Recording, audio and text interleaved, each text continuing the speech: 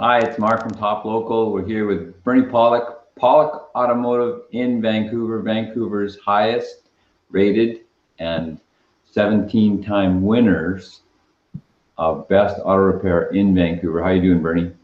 I'm doing very well this morning.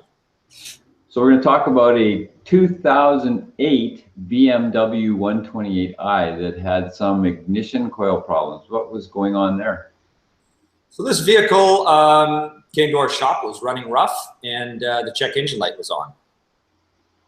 So what did your diagnosis find?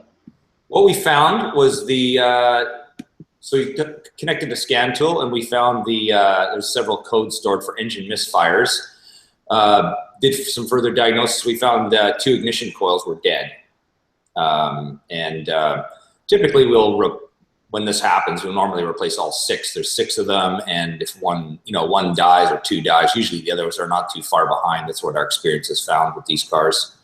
In the past, we've done 1 or 2, and then found the customer may often come back in a couple of months with another dead coil. So it just kind of makes sense to change them all. So are ignition coil failures common on these cars? They are, actually. We do quite a number of them, and yeah, so it is a pretty common issue. That and a lot of German cars. Well, it seems like Audis as well. Audis and Volkswagens, the coils fail. Fortunately, they're not overly expensive parts, so to change 6 of them or 4 or 8, depending on how many your engine has, is not hugely expensive. But it is pretty common on these BMWs. Was there anything else that you repaired on or serviced while doing this job? Well, we did the spark plugs as well. This vehicle had enough kilometers on it that the spark plugs were nearly at the age that need to be replaced, and it's not a lot of extra work once the ignition coils are out to change the spark plug, so that makes a lot of sense. We also changed another part when we were doing the ignition coils. We noticed that there was a oil leak, small oil leak from a part called a Valvetronic motor gasket. So we replaced that as well. It was right in the vicinity. A little extra work, but not a lot when we're doing the ignition coils. So I'm just going to share a couple of pictures while we're here.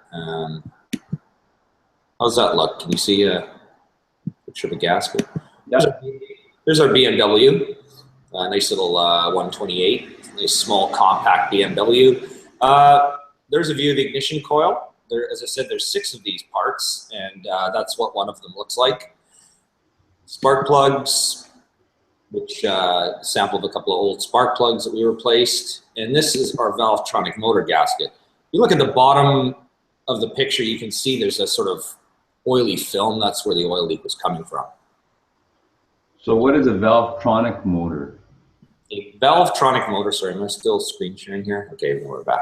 The Valvetronic motor is basically, it's an actuator for the variable valve timing. BMW uses a sort of, how do I describe it easily? There's a sort of extra arm on the camshaft, and it adjusts the valve timing. So it's sort of BMW's method of variable valve timing, and works really well. I mean, it's amazing, as I've often said on these broadcasts, how the power you get out of a modern engine, and this is just one of those kind of devices that gives you that smooth power from low end to high end that you find on many modern engines.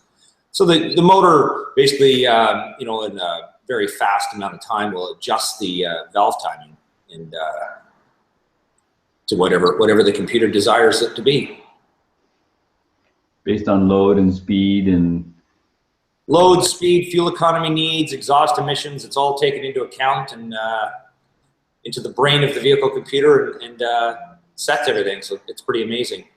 It's another thing to go wrong, but I mean, generally the system is quite reliable. We've rarely replaced any parts or pieces for it, but given enough time, like I say with anything, it'll break down. But this gasket is not an uncommon leak, so you just fix them and it's done.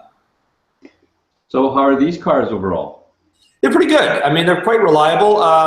Ignition coils, certainly we see a number of those pieces. There's the odd oil leak. I mean, generally the car is quite reliable, but there's an interesting study that came out a couple of months ago about overall car maintenance costs, and BMW came out on top as the highest maintenance cost vehicle. So just something to note if you're buying one. Now, I'm sure it's not as bad as a Ferrari or something exotic, but sort of as an average look over a car, that's BMW came out as being the highest cost And interestingly enough, if you want to know the lowest, it was the Toyota products, Toyota, Lexus, and Scion. So just something to keep in mind. But still a great car, you know, I mean, not crazy amounts of things go wrong with them. So if you have a BMW that needs some service, the guys to see in Vancouver are Pawlik Automotive. Give them a call to book at 604-327-7112. Remember, they're 17-time winners of Best Auto Repair in Vancouver as voted by their customers. Thanks, Bernie. Thanks, Mark.